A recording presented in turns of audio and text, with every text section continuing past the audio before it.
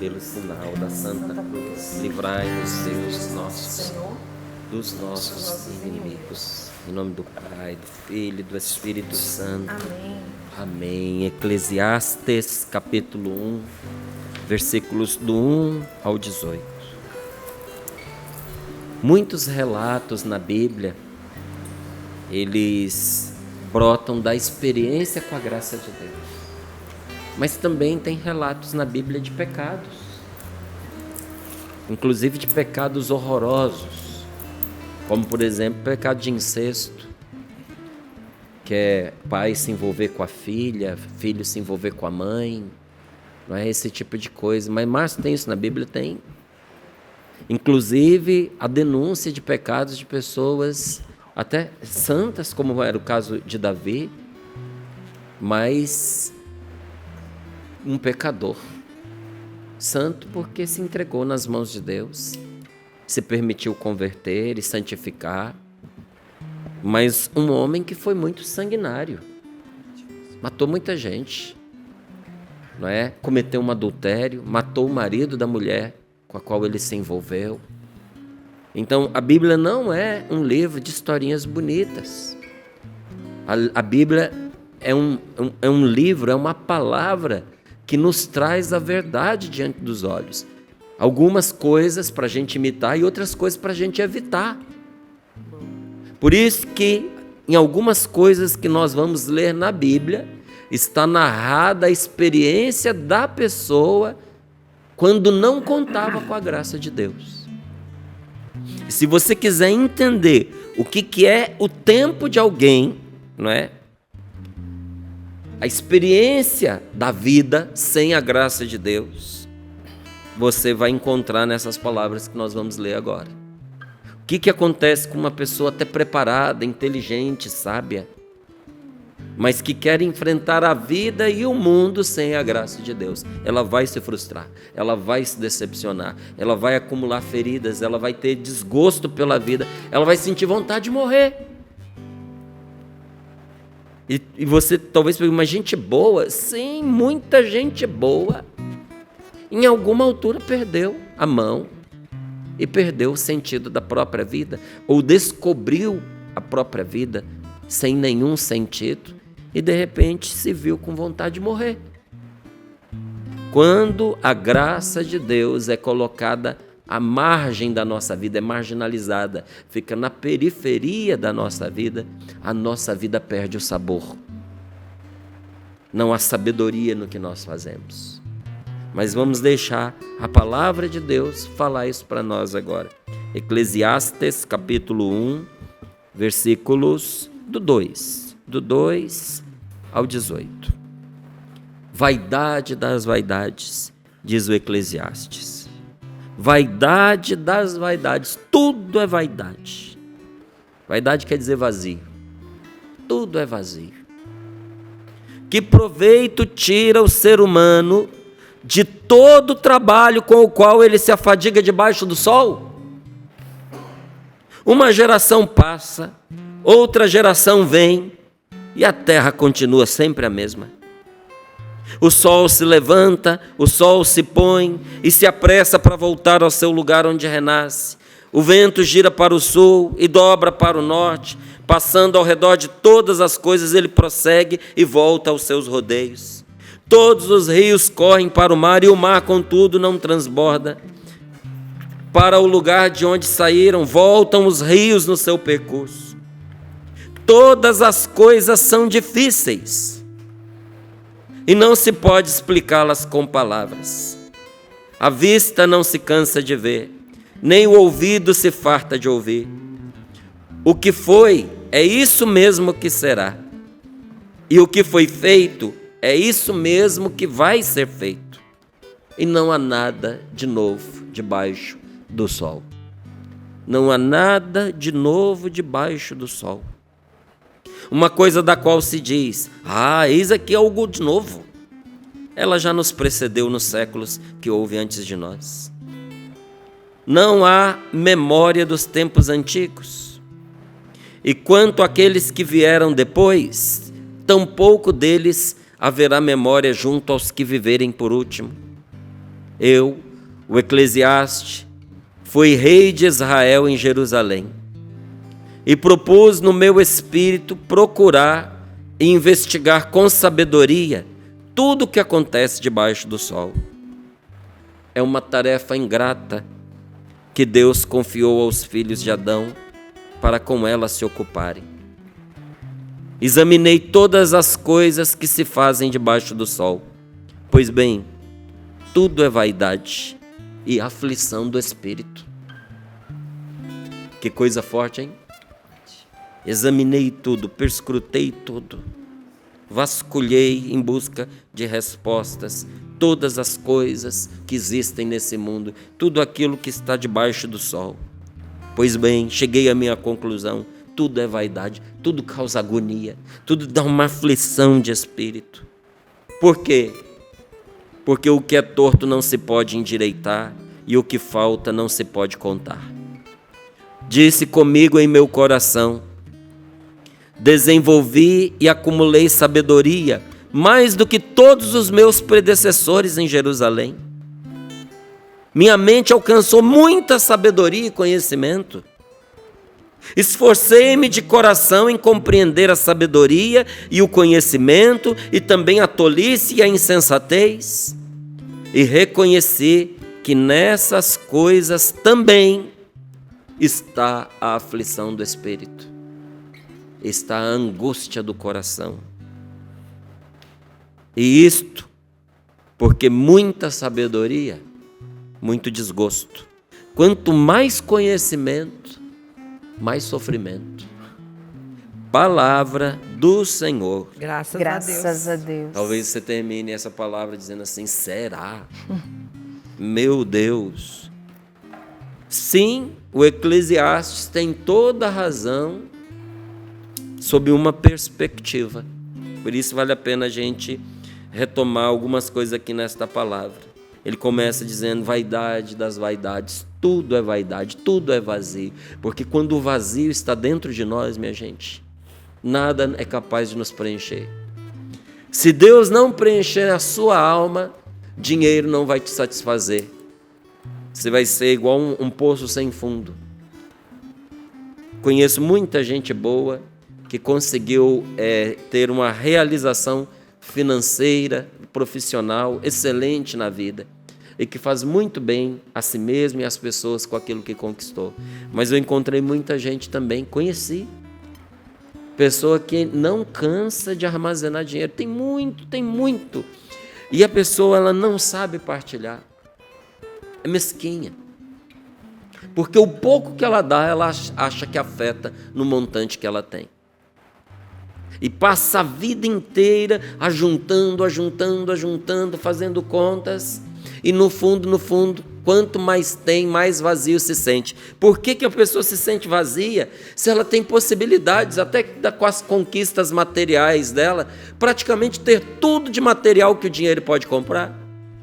Porque quando o vazio está na alma, você pode ter uma casa cheia e você vai se sentir sozinho.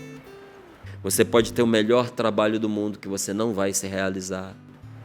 Você pode ter a conta do banco transbordando em dinheiro.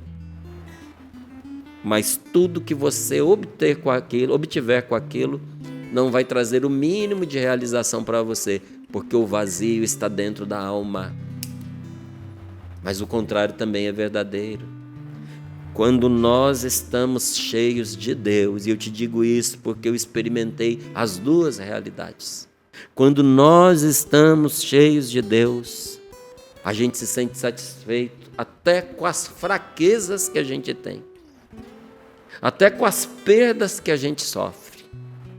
Por isso que o mundo não entende, acha louco e se irrita com uma pessoa de Deus. Porque quando algo é tirado da pessoa, em vez dela desesperar, em vez dela pensar em acabar com a própria vida, em vez dela pensar em vingança, em vez dela querer se matar para poder tomar de volta o que tiraram dela, ela faz igual Jó: o Senhor deu, o Senhor tirou, bendito seja o nome do Senhor. Tudo concorre para o bem dos que amam a Deus. Se o Senhor permitiu isso na minha vida, é porque Ele sabe o que Ele vai tirar daí, ou uma bênção ou uma lição para mim. Enquanto o Eclesiastes diz, tudo é em vão, tudo é vaidade, porque vaidade é coisa vã, né? Enquanto o Eclesiastes diz, tudo é em vão, a pessoa de fé proclama diferente. Ele diz, quem tem fé, diz de coração, nada é em vão. Se não é bênção, é lição. Tudo que está acontecendo na sua vida, se Deus estiver com você, você pode ter certeza de uma coisa, nada é em vão. Se não é bênção, é lição. Que às vezes o que está acontecendo com você e você não entende, é uma bênção que está te livrando de um mal que talvez você não pudesse suportar. Nós não sabemos o que devemos pedir, diz a palavra de Deus. Não sabemos orar como convém. Nós somos capazes de pedir a Deus coisas ruins e destrutivas para a nossa vida. Somos capazes de pedir. Mas graças a Deus, nosso Senhor tem filtro, e o filtro que Ele tem se chama misericórdia. Deus só atende os pedidos que nós fazemos para o nosso benefício. Então veja, as coisas que estão acontecendo na sua vida, se você está caminhando com Deus, elas são verdadeiras bênçãos para você. Algumas que você compreende de imediato, outras que você não compreende agora, mas você vai compreender no futuro. E Márcio, você falou e quando não é bênção, o quê? É lição. Porque todo pai educa o filho. Um pai que ama o seu filho não o poupa de viver, mas o educa para que ele viva bem. Então, justamente para a gente não carregar esse vazio dentro de nós, Deus nos educa para as coisas que verdadeiramente nos preenchem. E o Eclesiastes coloca na boca de muita gente que se sente vazia ou que sente esse grande vazio dentro de si, essas palavras, vaidade das vaidades, tudo é vaidade. E aí ele faz um desabafo, que com outras palavras, talvez você já tenha feito. Talvez eu já tenha feito esse desabafo. Qual o desabafo? Do que aproveita. Que proveito tira o ser humano de todo o trabalho com o qual ele se afadiga debaixo do sol? Porque uma geração passa, a outra vem e a terra continua sempre a mesma. Ou seja, o que ele está dizendo? A gente trabalha, a gente trabalha, a gente trabalha, a gente luta, a gente luta, a gente luta e nada muda. Eu trabalhei, eu me dediquei, eu fiz o melhor de mim, eu me afadiguei, eu gastei a minha vida em favor dessas pessoas, buscando os meus projetos, buscando os meus sonhos, e sabe o que foi que eu ganhei? Nada. Tudo se desfez diante dos meus olhos como a fumaça levada pelo vento. Do que proveito tira uma pessoa de toda a sua dedicação, de todo o seu trabalho, de toda a sua fadiga, se ela passa e vem outro no lugar, e a vida continua sempre a mesma coisa. E para mostrar que a vida continua a mesma coisa, ele conta o que ele vê. O sol se levanta, o sol se põe. Gente, quem passou pelas trilhas da depressão, por dias angustiantes, quem se sentiu ameaçado por um grande perigo, quem ficou durante um longo tempo à espera de uma notícia ruim, sabe o que significa essa palavra. O sol se levanta, o sol se põe e se apressa de novo a voltar para o seu lugar, de onde ele renasce. O vento gira para o sul, dobra para o norte. É ou não é a visão de uma pessoa entediada? Sim. Eu vejo ele sentado, olhando o tempo passar, mais ainda, olhando o tempo se arrastar. Ele não viu só o sol nascer e se pôr. Até no vento ele prestava atenção. O vento vira, faz a curva nos mesmos lugares. Os rios vão para o mar, contudo, não transborda. Para o lugar de onde saíram, voltam os rios no seu percurso. Todas as coisas são difíceis. Nada nessa vida é fácil, ele se lamenta. E o pior, Você sofre sem explicação, está aqui, ó. O pior do sofrimento é ele não ter explicação. Versículo 8. Todas as coisas são difíceis, mas o pior é você sofrer sem saber por quê. Porque não se pode explicá-las com palavras. A gente vê, a vista não se cansa de ver, o ouvido não se farta de ouvir. Eu estou vendo, eu estou ouvindo. O que foi, é isso mesmo que vai ser. E o que foi feito, é isso mesmo que vai ser feito de novo. Não tem nada de novo debaixo do sol. E é verdade, até as coisas novas que aparecem para nós, a gente sempre percebe que foi copiada de algum lugar. Tem originalidade. As coisas mais entusiasmantes que você vê na atualidade, não é? Foram copiadas da natureza. E o ser humano continua explorando a natureza em busca de chaves para novas descobertas. Então, de novo essa palavra se cumpre. Não há nada de novo debaixo do sol. Agora, uma coisa da qual se diz, eis aqui algo novo, isso já aconteceu no passado, já nos precedeu nos séculos anteriores, é que não há registro, não há memória desses tempos antigos. E quanto àqueles que vierem depois de nós, tampouco vão se lembrar de nós. Aí ele fala de si mesmo, né? O Eclesiastes, falando da ilusão do conhecimento, da pessoa que acha que sabe tudo, a pessoa que acha que sabe muito, a pessoa que acha que sabe mais que Deus, a pessoa que acha que ela pode determinar se Deus existe ou não. É muita arrogância, né? Quem não se criou, determinar se existe ou não um Criador, é muita arrogância. Mas eu nem vou dizer que há muita ciência ilude a pessoa. A ciência mais ou menos ilude. Quando a pessoa acha que sabe muito, quando na verdade não sabe. Porque a gente sabe muito pouco se ao nosso conhecimento não for somado à graça de Deus. Se você não somar a graça de Deus, a sabedoria do Espírito Santo, ao conhecimento que você tem, pouco vai te valer tanto estudo, tanta dedicação na sua vida. É o que ele está dizendo. Eu, Eclesiastes, eu não fui qualquer um, não. Eu fui o rei de Israel. Eu fui o rei de Israel em Jerusalém. Eu propus no meu espírito, dentro de mim, no mais profundo do meu coração, com toda sinceridade, eu me dispus a procurar, a investigar, com sabedoria, tudo o que acontece debaixo do sol. É uma tarefa ingrata. É uma tarefa ingrata a gente querer esgotar o conhecimento. Uma tarefa ingrata essa que Deus confiou para nós. Eu examinei todas as coisas que se fazem debaixo do sol, pois bem, cheguei a uma conclusão. Tudo é vaidade. Tudo é aflição do espírito.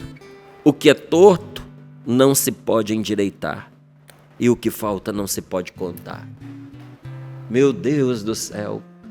Olha, mesmo que você não tenha dito com essas palavras, quantas vezes dentro do nosso coração a gente pensou desse jeito? Porque esse é o pensamento de um homem que não conta com a graça de Deus. Sem a graça de Deus, sem a ajuda de Deus. Sem em você entender que Deus é o seu parceiro, é o seu sócio em todo bom projeto seu, você vai chegar a essa conclusão. O que é torto não tem conserto, não se pode endireitar. E o que falta você não consegue completar. Disse comigo em meu coração, desenvolvi e acumulei muita sabedoria, mais do que todos os que vieram antes de mim. Minha mente alcançou muita sabedoria e conhecimento. Do que ele está falando? De livros escritos. Esforcei-me de coração em compreender a sabedoria e o conhecimento, mas eu também quis entender o que é a tolice e a insensatez. E reconheci que nessas coisas eu só consegui me afligir. Só fiquei mais angustiado no meu espírito. E cheguei a uma conclusão: muita sabedoria, muito desgosto. Quanto mais conhecimento, mais sofrimento. Mas está na Bíblia, é verdade isso? Conhecimento sem caridade. Conhecer só por conhecer, para si mesmo. Quando uma pessoa, ela busca aprender, não porque ela quer ajudar os outros, não para fazer esse mundo melhor, mas para ela ser elogiada, reconhecida, aplaudida, para ela se distinguir da maioria, é exatamente o que está aqui. Em vez de sabedoria, ela vai adquirir muito desgosto. Quanto mais conhecimento, mais sofrimento. Conhecer, só por conhecer, só faz a gente sofrer, porque você tira o amor da equação, sobra o quê? Sobra tristeza, decepção. Você topa com o pecado das pessoas. Olha, se você não tiver amor, é melhor você não conhecer as pessoas. Porque quanto mais você conhecer, mais você vai se decepcionar, mais desgosto você vai acumular. Qual é o antídoto para a gente viver feliz no meio de muita gente infeliz e que faz de tudo para fazer da gente infeliz também? Amor. Amor pelas pessoas.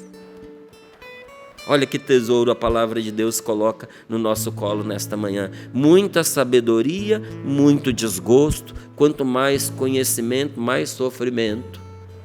Se você não puser amor, tem que pôr amor.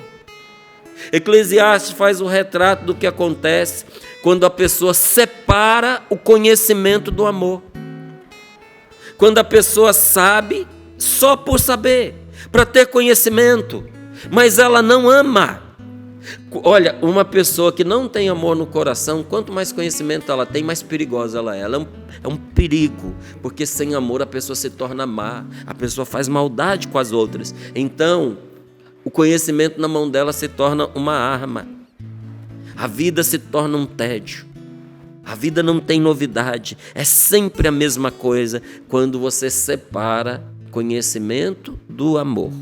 É um sofrimento difícil, sem respostas, sem sentido, porque é o amor que muda tudo isso quando se coloca em ação.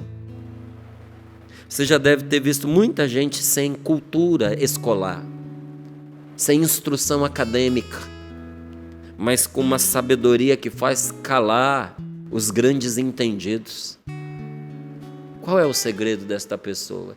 Experiência amparada pelo amor.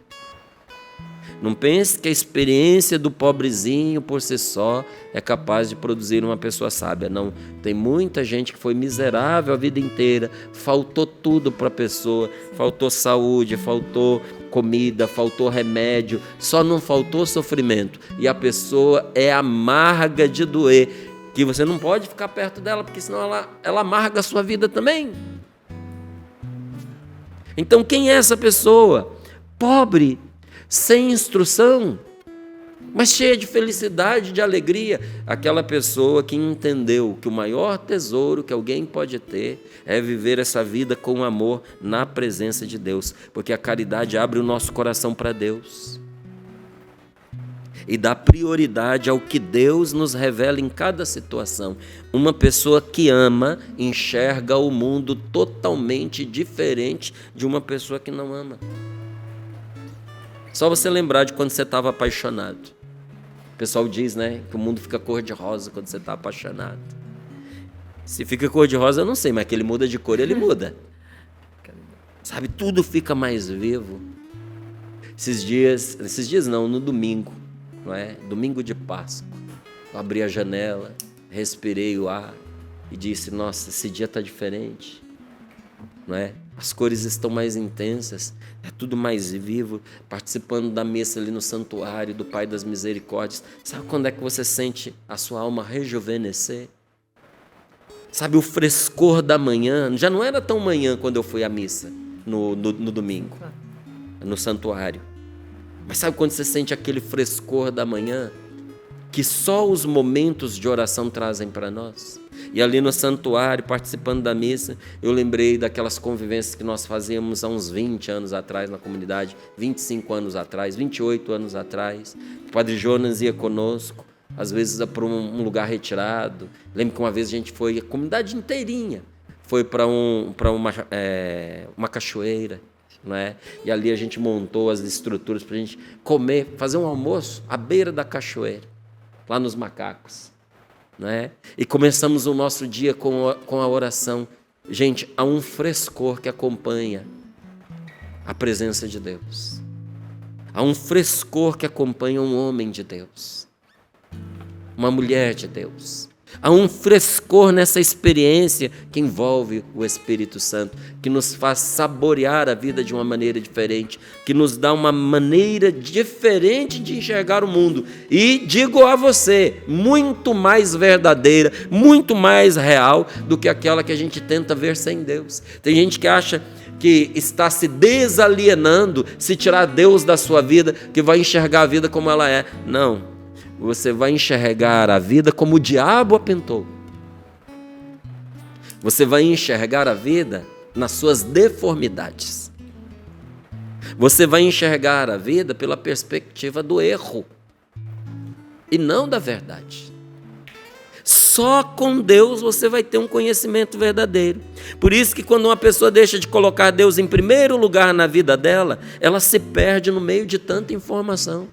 Hoje eu digo para você, se você não tomar cuidado, você vai afogar no mar de informações que tem aí.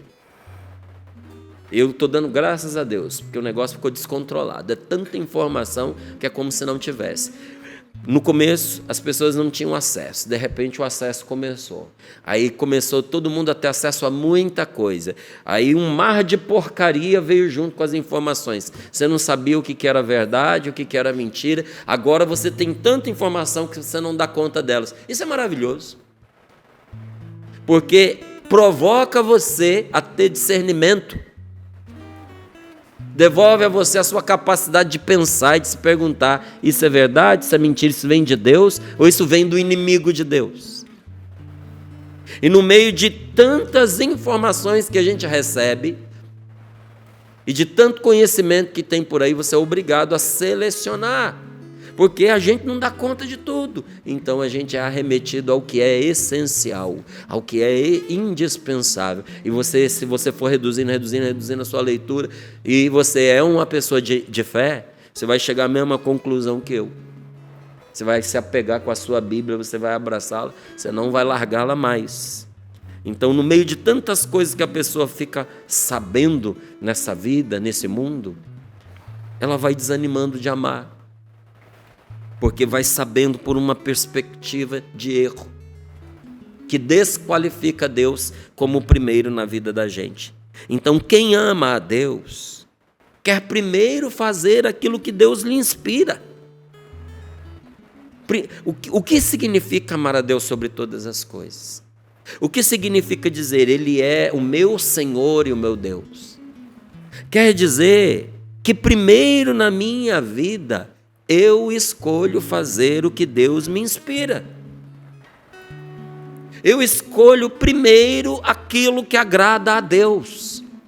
Quando uma pessoa ama a Deus, ela quer descobrir a vontade dEle. Isso é próprio do amor. Quando você, que é homem, ama uma mulher, você faz de tudo para saber do que ela gosta, porque você quer conquistar ela. E quando você conquista, se você tem amor profundo, você é apaixonado por aquela mulher, você continua tentando descobrir o que ela quer, porque você quer agradá-la. Quando uma mulher ama de verdade um homem, ela procura satisfazer todas as vontades dele. É a comidinha que ele gosta, do jeito que ele gosta, na hora que ele gosta. É a cama arrumada daquele jeito que ela viu, que quando ele experimentou pela primeira vez, os olhos dele brilharam. Ele elogiou aquele lençol macio, aquele travesseiro perfumado. E ela vai guardando no coração, igual Nossa Senhora, as coisas para ir meditando. E vai construindo um relacionamento sábio com o seu marido, a partir daquilo que ele aprecia. Porque quando você ama uma pessoa, você quer agradar essa pessoa de verdade. Quem ama a Deus procura agradar a Deus, procura a vontade dEle. Pensa em Deus o tempo todo. E pensa com amor profundo. Quer estar com Deus em todo momento. E se você acha que isso é demais, não é? Nossa, Márcio, isso aí é demais, isso é alienação. Eu te garanto que não é.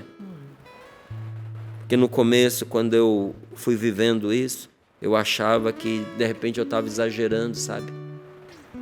E aí a gente começa a escapar um pouco disso. a tirar algumas coisas da presença de Deus, ou a querer viver algumas coisas independente de Deus. E aí você vai experimentando como é ruim a vida sem Ele. E olha, chega uma altura na sua vida que a sua intimidade com Deus, ela te transforma de tal maneira que até quando você peca, você não consegue pecar sem pensar em Deus. Você já peca se arrependendo, você já peca sabendo que você precisa voltar. Porque o seu coração foi dado a Ele. Você deu o seu coração para Ele, não tomou de volta. Quando você dá o seu coração para alguém, essa pessoa se torna uma só com você, ela vai com você onde você for. Porque você a leva no coração. E isso com Deus é uma realidade absoluta. Porque você não leva só na memória. Quando você carrega Deus no seu coração, Deus de fato está com você. E aí a pessoa entende que se Deus fez todas as coisas, inclusive as pessoas que ela ama, então seria uma estupidez ela ignorar que o Senhor é incomparavelmente de um valor muito maior da pessoa que ela mais ama nessa vida, porque essa pessoa foi Deus quem deu para ela. Ela não teria essa pessoa se não fosse por Deus. Então quem abandona Deus para se dedicar a coisas, para se dedicar a pessoas, está provando que considera Deus abaixo desses seus gostos, desses seus valores, desses seus princípios, desses seus amores. E qual é a consequência disso? Para Deus, nenhuma. Para você, todas. Porque quem ama as pessoas assim, colocando-as no lugar de Deus, comete aquele pecado mais abominável da Sagrada Escritura, que é idolatrar. O que é você idolatrar? É você escolher alguém que não é Deus para você adorar. Quando você adora o que você faz, quando você adora a sua imagem no espelho, quando você adora o seu pai, quando você adora o seu filho, quando você adora o seu marido. Porque a adoração só a Deus é devida. Amor nós podemos amar a todos, mas aquele amor acima de todos e aquela entrega incondicional, só a Deus, irmão. Só a Deus, minha irmã. Fora disso, o que vai acontecer? Se você amar alguém com o amor que você deve amar somente a Deus, com a adoração que você deve dar a Deus, você vai cair na frustração. Porque as pessoas não vão corresponder. E as coisas não vão preencher o vazio que você sente. Não vão. Infelizmente, não vão. Então, quem me ama, diz o Senhor Jesus. Jesus diz isso. Quem me ama, guardará os meus mandamentos. E este o meu mandamento, que vos ameis uns aos outros. Como é que se adora a Deus? Como é que se ama a Deus por primeiro? Buscando agradá-lo e fazendo aquilo que Ele nos pede. Para quem diz assim, nossa, mas colocar Deus acima da família, é engraçado, né? Quando você coloca Deus acima da sua família, sabe o que Deus faz? Te manda amar a sua família. A gente dá a nossa família para Deus e Deus nos devolve a nossa família. E a gente fica nessa troca de amor até o infinito, se quiser. E o Senhor, Ele é tão bom conosco que Ele não só nos pede, Ele nos manda. É um mandamento que eu dou a você, que você ame as pessoas que eu te dei. Sim, as pessoas, elas são amáveis, são. Mas quem tem fé ama o ser humano sobretudo por causa de Deus. Porque se você for amar o seu filho por causa de quem ele é, a hora que ele mudar, você vai se decepcionar. Se você for amar o seu marido por causa que ele é aquele homem dos seus sonhos, com o qual você casou, quem é velha de casada vai dizer isso muito bem. E depois você descobriu que ele não era tudo que você pensava. Talvez até era mais do que você achava. Mas igual não era. E muita gente se decepciona porque amou o ser humano por ele mesmo, mas não foi capaz de amá-lo por causa de Deus. Quando você ama a sua esposa, porque ela é uma mulher jovem, ela é uma mulher bonita, ela é uma mulher talentosa, ela fala bem, ela te orgulha diante dos seus amigos, o dia que ela não conseguir fazer mais isso vai ser uma tristeza tão grande para você. Agora, como é diferente um homem e uma mulher que se amam um ao outro assim, mas além disso, porque uma Um amor não exclui o outro. Mas além disso, ainda ama essa pessoa por ser a pessoa que Deus lhe deu, que colocou no seu caminho, na sua vida, que fez dela o pai dos seus filhos, a mãe dos seus filhos, o seu companheiro, a sua companheira, a sua testemunha de vida. Ah, é diferente.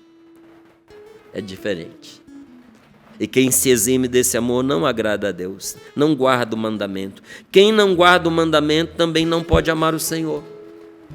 Isso, a palavra de Deus é muito clara conosco. Feliz é a pessoa que é capaz de amar de coração todo mundo que Deus permite cruzar o caminho dela, seja quem for. Quem é que Deus permite cruzar o seu caminho?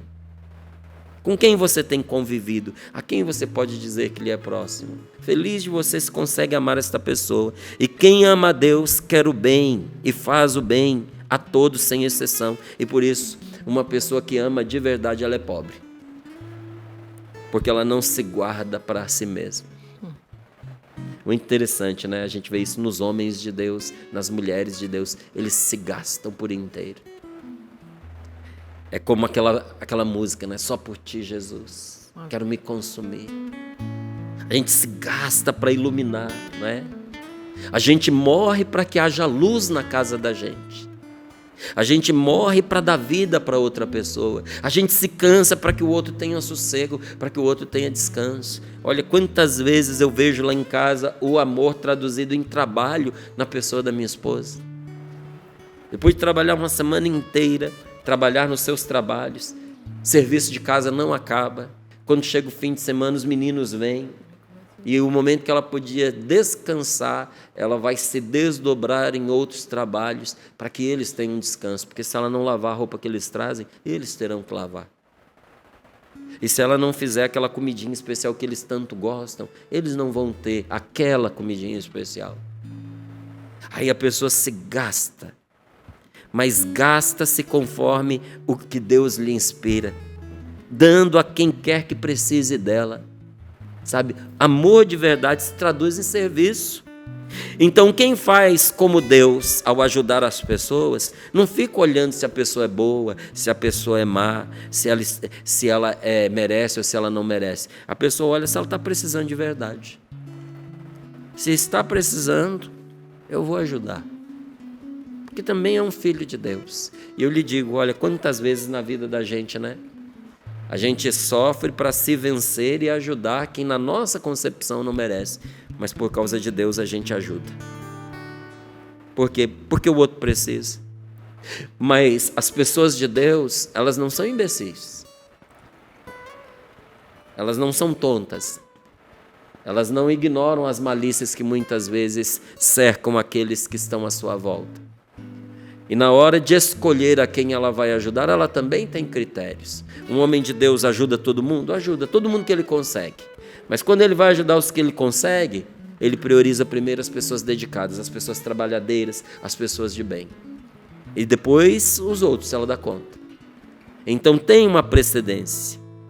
Alguém pode até dizer, né? Mas Márcio, eu não tenho dinheiro para mim. Como é que eu vou ajudar as pessoas? O verdadeiro amor, ele não se mostra apenas na ajuda financeira, viu, meu amigo?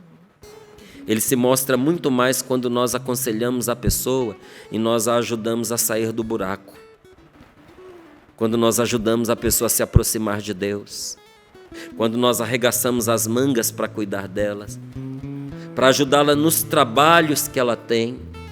E quando nós prestamos a essa pessoa um serviço que tão necessário é para ela. Isso é tão precioso para Deus, que se você fizer isso pelos outros, se você for capaz de amar nessa medida e juntar a isso o fato de você rejeitar as coisas mundanas, e coisas mundanas aqui são as coisas erradas, são as coisas más, as coisas vazias, as coisas estéreis, e de coração, sem segundas intenções, você começar a ajudar as pessoas com amor, Deus vai libertar você de todos os vícios e de tudo que estiver atormentando a sua alma. Coloque as mãos sobre o seu peito e feche os seus olhos um pouquinho. Diante de tudo isso que você escutou, se nesse momento de agora você tomar a decisão de virar a página, de deixar ficar para trás as coisas erradas, as coisas más, as coisas vazias, as coisas que não produziam nenhum fruto, e de coração, sem segundas intenções, você começar a ajudar as pessoas que Deus colocou perto de você, no seu trabalho, na sua casa, na sua vizinhança. Isso é uma promessa de Deus para a sua vida.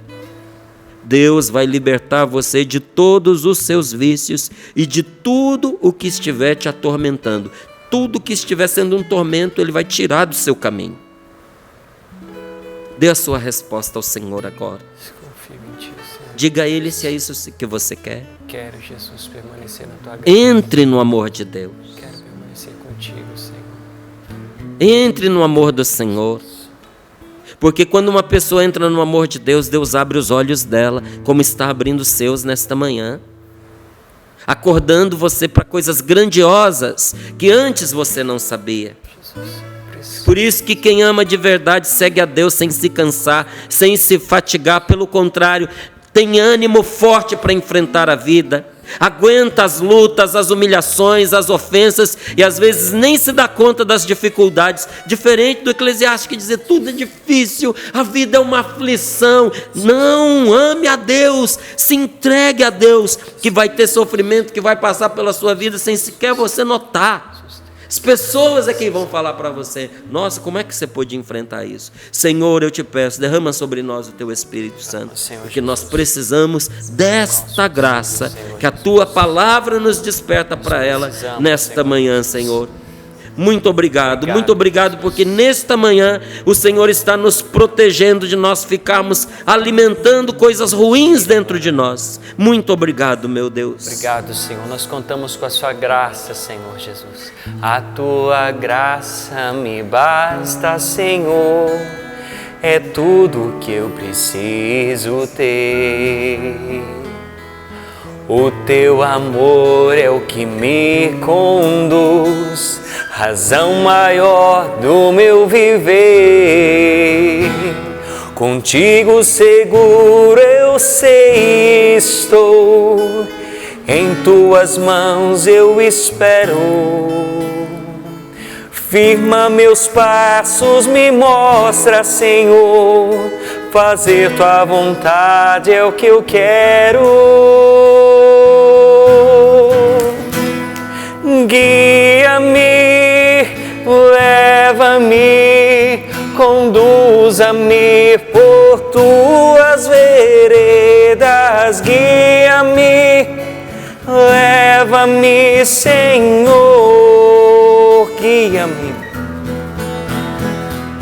Guia-me, leva-me, conduza-me por Tuas veredas. Guia-me, leva-me, Senhor.